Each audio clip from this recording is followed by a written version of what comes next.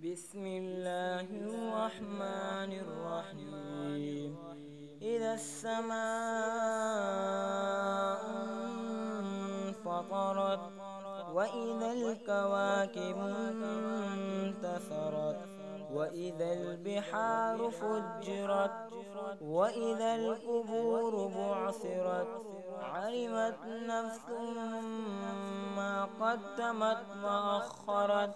يا أيها الإنسان ما غرك بربك الكريم الذي خلقك فسواك فعدلك في أي صورة ما شاء ركبك.